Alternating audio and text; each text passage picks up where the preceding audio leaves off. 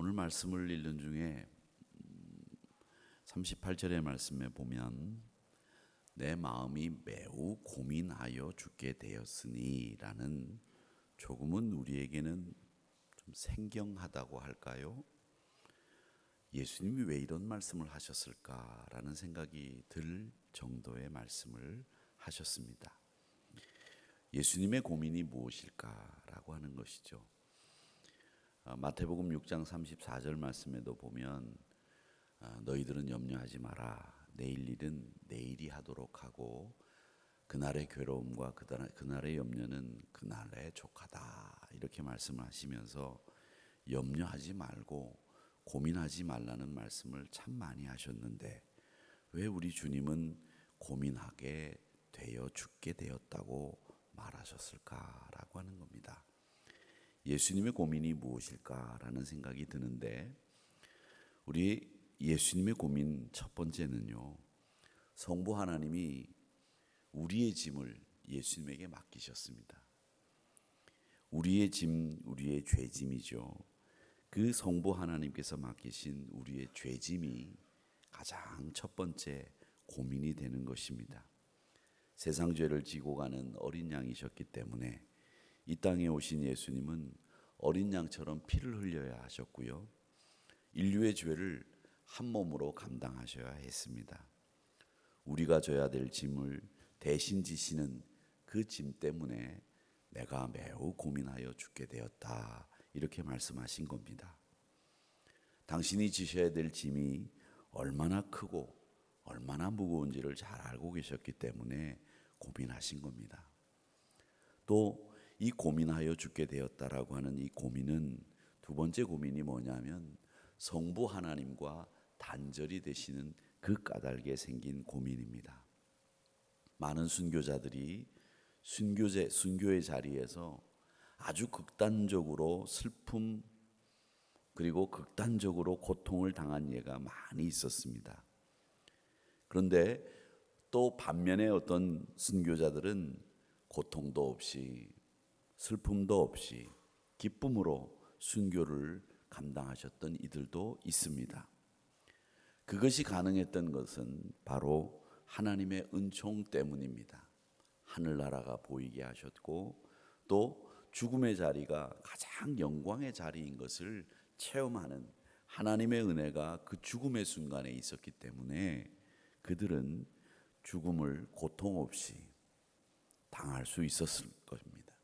그런데 예수님은 철저하게 성부로부터 버림을 받았습니다.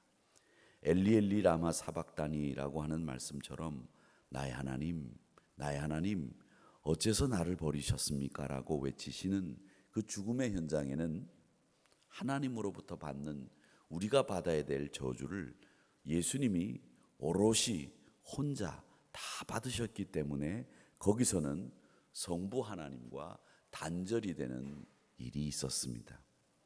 그 기도의 자리에서 죽음의 고통을 느끼셨고요.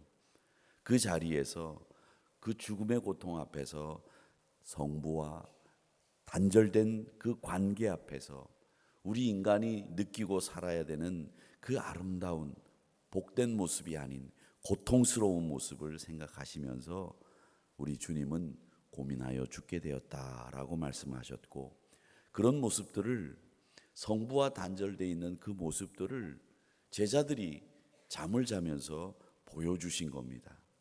그래서 기도의 자리에서 깨어 있으라 이렇게 말씀을 하신 것이고 제자의 기도라도 그것이 힘이 될 수 있다라고 하는 것을 아셨기 때문에 제발 깨어 있으라 이렇게 이야기를 하신 겁니다. 성도들이 지는 십자가, 그 십자가와 우리 주님이 이 십자가를 지는 자리에서 성부 하나님과 단절됐던 것과는 조금은 저는 차이가 있다고 생각을 합니다. 여러분들이 져야 되는 십자가는 상급이 있습니다. 여러분들이 지는 십자가는 그로 인해서 하나님의 위로가 있을 겁니다. 그 십자가를 지는 가운데 하나님이 우리를 붙잡아 주시는 그 능력을 체험할 수 있습니다. 그런데 우리 주님이 십자가에 달리실 때에는 그런 위로와 그런 상급도 아무것도 없이 성부와 완벽하게 단절된 상태 속에서 우리의 죄짐을 지고 죽으셔야 했기 때문에 고민하여 매우 죽게 되었다라는 말씀을 하신 겁니다. 여러분들 모두에게 십자가를 지라고 하셨는데 그 십자가는 주님이 지셨던 그 십자가와는 완연히 다르다라는 것을 우리에게 알려주고 있고요. 또 주님의 겟세마네 동산에서의 기도는 우리에게 주기도문 이후에 우리가 어떻게 기도해야 되는지 그 기도의 모범을 보여주신 기도입니다. 하나님 앞에서 우리 주님이 겟세마네 동산에서 하신 기도는 속죄와 구원을 구하는 기도였습니다. 이 두 가지 기도가 가장 중요한 예수님의 겟세마네 동산에서의 테마입니다. 예수님은 만일 할 수 있으시면 이 잔을 내게서 옮겨달라는 기도를 하셨습니다. 39절입니다. 조금 나아가사 얼굴을 땅에 대시고 엎드려 기도하여 이르시되 내 아버지여 만일 할만하시거든 이 잔을 내게서 지나가게 하옵소서. 그러나 나의 원대로 마시옵고 아버지의 원대로 하옵소서 하시고, 우리 주님은 하나님의 뜻을 내 뜻보다도 분명히 하나님의 뜻을 따르겠다고 기도하셨습니다. 곧 이 말씀은 우리 또한 하나님 앞에 기도할 때에 우리의 소원을 하나님 앞에 아랠 필요가 있습니다. 그러나 항상 우선 우리의 자세는 하나님의 뜻을 먼저 따르겠습니다. 이 기도의 자세를 놓치지 않으셔야 됩니다. 하나님, 내 기도를 들어주세요. 떼거지를 쓰고 악을 쓰고 간절히 기도하는 거 우리가 해야 될 기도이지만, 그러나 가장 근본적인 이 기도의 모범적인 자세는 하나님의 뜻을 우선 따르겠습니다 라는 선언이 여러분의 기도 가운데서는 항상 있어야 합니다. 내 기도 물론 중요하겠지요. 그 하나님의 뜻을 따르는 기도는 무엇이냐? 저는 하나님의 뜻을 따르는 기도는 오늘 이 말씀을 생각하면서 인내하는 기도, 내 근심과 걱정을 고민하시면서도 하나님의 뜻을 따르시려고 하는 주님의 모습을 보면서 인내하는 기도, 근심을 견디면서 하나님의 뜻을 찾는 기도를 이 하나님의 뜻을 따르는 기도라고 말씀드리고 싶습니다. 나의 마음이 심히 고민된다고 말씀하셨는데 얼마나 고민이 됐으면 내 마음이 심히 고민된다고 하셨겠습니까? 그는 그 괴로움과 고통 속에서도 어려움과 시련 속에서도 인내심을 가지고 참으시면서 하나님의 뜻이 이루어지기를 바랍니다. 이렇게 하나님의 뜻을 찾기 위해서 기도하셨습니다. 사랑하는 성도 여러분, 그래서 그의 나라와 그의 의를 구하는 기도가 된 거죠. 우리가 기도를 통해서 힘을 얻을 수 있는 것도 우리는 이 겟세마네 동산에서 예수님이 기도하셨던 것을 통해서 기도를 통해서 힘을 얻는 방법이 있구나. 저는 여러분, 기도의 힘을 얻는 방법은 뭐냐? 하나님의 뜻을 구할 때, 하나님의 뜻이 실현되기를 원할 때, 그 기도를 하나님 앞에 올려드릴 때 여러분들의 기도가 능력 있는 기도가 될 줄로 믿습니다. 부디 빌기는 오늘 이 기도의 모범처럼 하나님의 뜻을 우선 따르겠습니다.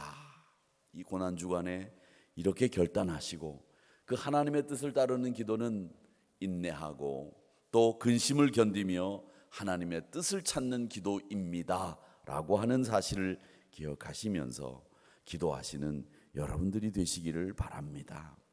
히브리서 10장 7절 말씀에 보면 내가 하나님의 뜻을 행하려 왔나이다 라고 했습니다. 주님은 이 땅에 오신 것이 자기 뜻을 실현하기 위해서 오신 게 아니에요. 하나님의 뜻을 실현하기 위해서 오셨다고 말씀하셨습니다. 히브리서 10장 7절 말씀을 제가 읽어보겠습니다. 이에 내가 말하기를 하나님이여 보시옵소서, 두루마리 책에 나를 가리켜 기록된 것과 같이 하나님의 뜻을 행하러 왔나이다 하셨느니라. 이렇게 주님은 이 땅에 하나님의 뜻을 행하러 오셨습니다. 우리도 주님처럼 매일매일 무엇을 하든지 하나님의 뜻을 이루고자 하는 열정을 여러분 심령 속에 꼭 담으시기를 주님의 이름으로 축복합니다. 우리가 잘 아는 마태복음 6장 33절의 말씀, 너희는 먼저 그의 나라와 그의 의를 구하라. 그리하면 이 모든 것을 너희에게 더하시리라. 이렇게 말씀하셨습니다.